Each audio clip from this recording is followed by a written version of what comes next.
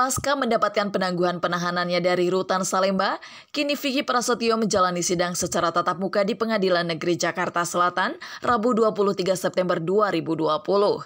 Namun, sidang yang beragendakan pemanggilan saksi ahli bahasa dari Jaksa Penuntut Umum itu justru membuat mantan suami Angel Elga ini kecewa.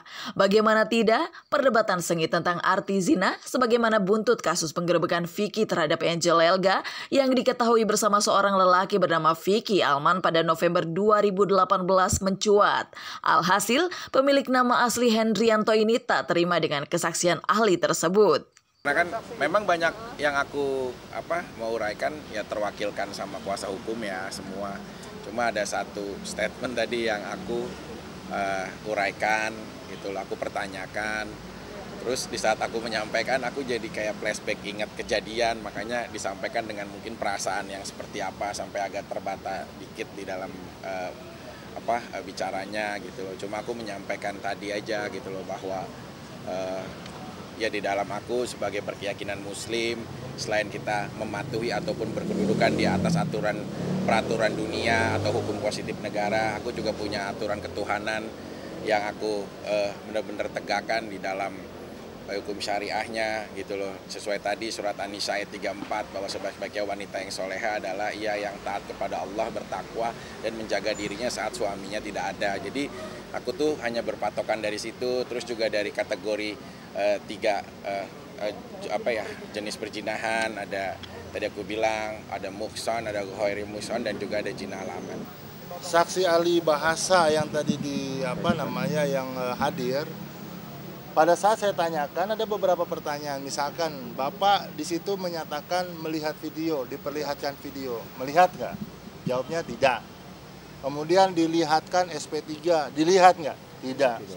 Terus kemudian saya tanyakan lagi, kalau memang itu yang disampaikan penyidik terkait BAP saksi-saksi, karena dia hanya merujuk pada BAP saksi. Nah, ketika saya tanyakan, kalau ternyata konteks hari ini, saksi tidak ada yang mengatakan hal demikian, tidak ada yang bilang botakin. Dari kemarin kita nggak ada yang melihat, ada nggak yang botakin, nggak ada. Terus kemudian ada nggak disuruh telanjangin? Kita tanya satu, tidak ada.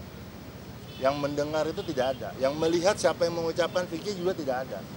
Wartawan ada 2 yang sudah diperiksa menyatakan tidak tahu. Terus kemudian Pak RT, Bu RT menyatakan juga tidak tahu. Begitu juga dengan tersangka, pelapor. Mereka hanya Vicky Aman pun tidak melihat Vicky mengucapkan kalimat apapun. Gitu loh. Oleh karena itu kami yakin bahwa apa yang disampaikan daripada daripada saksi ahli tadi hanya pada konteks kalimat kata, tidak melihat struktur ke belakang kenapa kalimat itu diucapkan. Kondisi psikologis seperti apa ketika itu diucapkan, padahal tadi sudah dijelaskan oleh pada saksi bahwa bahasa itu tercermin dari kejiwaan yang yang mengucapkan. Ketika saya tanyakan, tadi dia sempat ragu. Nah, yang menjadi masalah adalah ketika kalimat-kalimat yang tadi itu perkata itu ada kalimat zina, dia jelaskan tuduhannya adalah sudah pakai baju atau tidak bersenggama. Konteks perzinahan dia tidak senggama dan disajikan oleh di BAP pada saat itu adalah tidak pakai baju. Saya tanyakan, Pak, kalau ditanyakannya pada saat tidak pakai baju, kalau ternyata setelah itu pakai baju gimana? Apakah terjadi perzinahan? Apakah tuduhan zina itu tidak menjadi fitnah?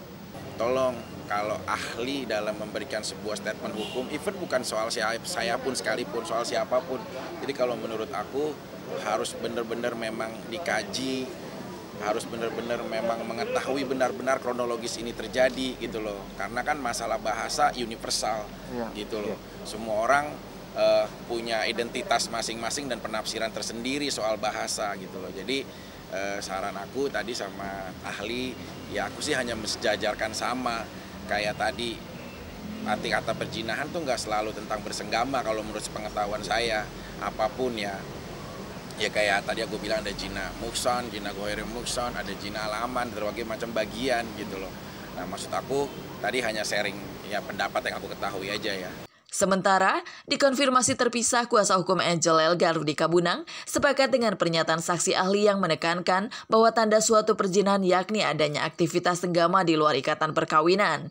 Pihaknya juga menekankan bahwa dugaan perzinahan yang dituding oleh pihak Vicky Prasetyo itu tak memiliki bukti yang kuat. Saksi ahli mengatakan bahwa makna dari perzinahan adalah perbuatan bersenggama yang dilakukan oleh pria dan wanita yang tidak ada ikatan perkawinan. Itu makna dari kata perzinahan.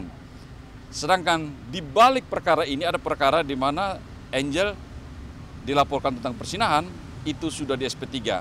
Berarti dapat disimpulkan bahwa ucapan perkataan perzinahan itu ada satu ucapan tanpa didasari dengan bukti.